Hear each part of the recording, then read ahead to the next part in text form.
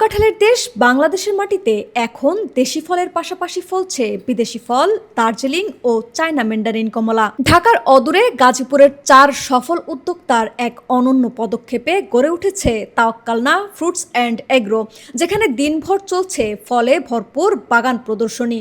গাজীপুরের শ্রীপুরে China Mandarin জাতের বাহারি এই কমলা বাগান ঘুরে দেখতে প্রতিদিনই জমছে দর্শনার্থীদের উপচে পড়া ভিড়। সারি সারি চায়না কমলা গাছে ঝুঁকে থাকা কমলা দেখে বিমোহিত দর্শনার্থীরা। বিশেষ করে শুক্র ও শনিবার থাকে চোখে পড়ার মতো লোক সমাগম। গাজীপুরের শ্রীপুর উপজেলার বর্মি ইউনিয়নের সাতখামাইর পশ্চিম পাড়া গ্রামে প্রায় 3 একর জমিতে মিশ্র বাগানে চাষ করা হয়েছে ম্যান্ডারিন ও দার্জিলিং জাতের কমলা। 4 উদ্যোক্তা মিলে এখানে এই মিশ্র ফলের বাগান গড়ে তোলেন। সারি করে লাগানো কমলা চারার ফাঁক দিয়ে দর্শনার্থীদের সুবিধার্থে রাখা হয়েছে পায়ে হাঁটার পথ।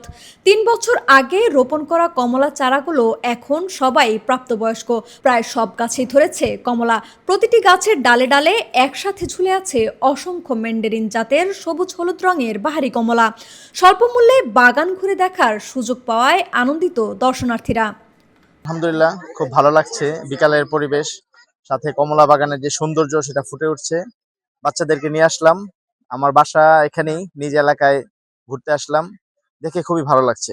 পরিবার ও বাচ্চাদের নিয়ে পুরো বাগান ঘুরে দেখার সৌভাগ্য হলেও অনেকেরই আক্ষেপ সময় না হওয়ায় এখানে নেই ফল খাওয়া ও নিয়ে যাওয়ার ব্যবস্থা। অনেক ভালো লাগতেছে। এত সুন্দর একটা প্লেস, গাছপালা, পরিবেশ সব মিলে অনেক সুন্দর, কিন্তু খাওয়ার ব্যবস্থা নেই, নেওয়ারও ব্যবস্থা নেই, এটা একটু খারাপ লাগতেছে। এ সম্পর্কে বাগান মালিক বলেন, দর্শনার্থী আধিক্যের কারণে তারা বাগান পরিদর্শন পরিষেবা চালু রাখলেও ফল পরিপক্ক না হওয়ায় তারা সেটি বিক্রির জন্য উন্মুক্ত করতে পারছেন না। হচ্ছে আমাদের এখানে 2 জাতের কমলা রয়েছে, দার্জিলিং এবং চায়না ম্যান্ডারিন জাতের কমলা। এই ফলটার আসল স্বাদ হচ্ছে টক মিষ্টি। এটা নিয়ে কিন্তু অনেকের অনেক ধরনের মন্তব্য আসতেছে। তার ক্ষেত্রে আমি বলবো চায়না জাতের বিভিন্ন ভ্যারাইটি রয়েছে, তার মধ্যে এই চায়না ম্যান্ডারিন হচ্ছে একটি ভ্যারাইটি।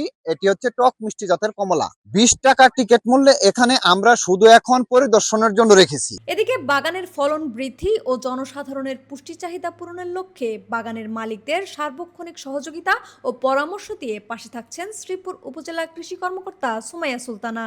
তুলনায় এবছর ফলন ভালো হয়েছে। আমরা কৃষি সম্প্রসারণ অধিদপ্তরের পক্ষ থেকে তাদেরকে পরামর্শ প্রদান করছি যাতে তাদের পোকামাকড় রোগ বালাই দমন করতে পারে এবং ফলন ভালো হয়। আমদানি নির্ভরতা কমানো এবং পুষ্টির চাহিদা পূরণ করার লক্ষ্যে আমরা কৃষকদেরকে লেবু জাতীয় ফসল যেমন লেবু, মালটা, কমলা এই ধরনের বাগান তৈরি করতে পারে সেই বিষয়ে নিয়মিত পরামর্শ প্রদান করছি। তার মতে শ্রীপুরের মাটি এবং আবহাওয়া চায়না ম্যান্ডারিন ও দার্জিলিং কমলার চাষে বেশ উপযোগী। লাবণী আক্তার, বিপ্লবী বার্তা।